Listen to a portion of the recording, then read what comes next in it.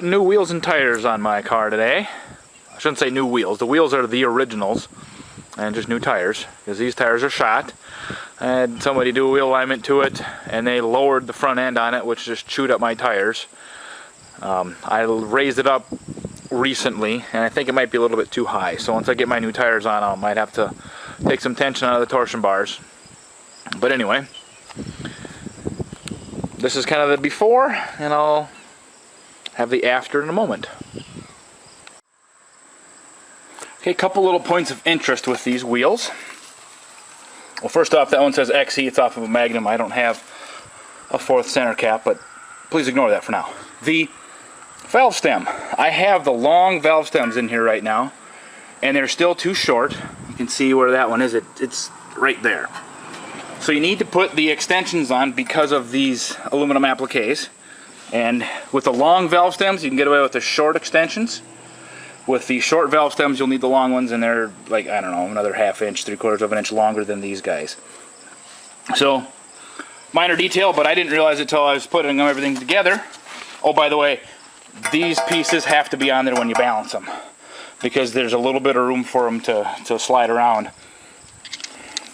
So anyway, the other thing, with these center caps, these holes are relatively small, so you can't get a socket down in there. So these are the original lug nuts. They're pretty long. Oops, there you go, you can see that one better.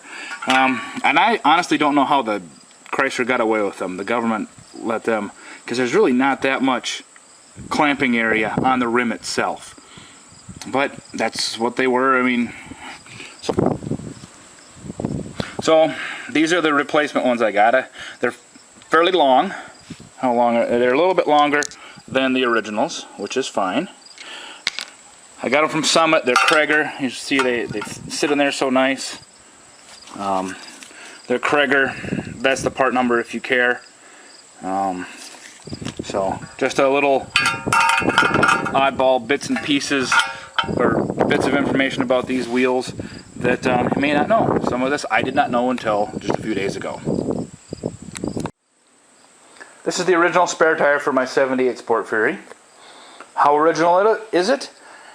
It has never been out of the trunk until about a week ago. That's how original it is. Original tire. You even see some like wax markings on it, and that 30X matched what was written on the original rims. Sorry about that.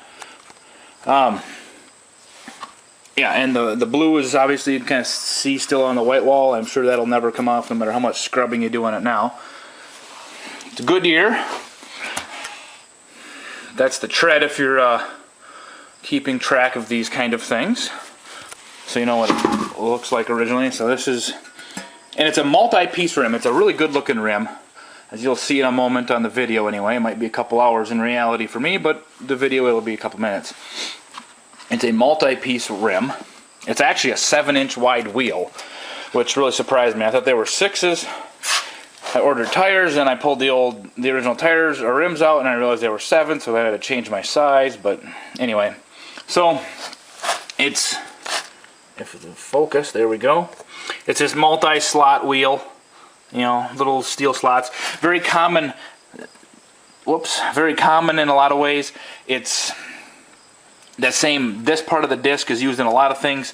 A lot of them have, they're chromed. There's a strip that's about yay wide, obviously on the outside of the car, that's chrome. Used them in a lot of, I think they used them on pickups and B bodies and C bodies and M bodies. I don't know if they ever saw them on any Fs, but no reason why they couldn't have been. But like I said, this is a 7-inch wide one, which is needed for that aluminum applique that's on the other side.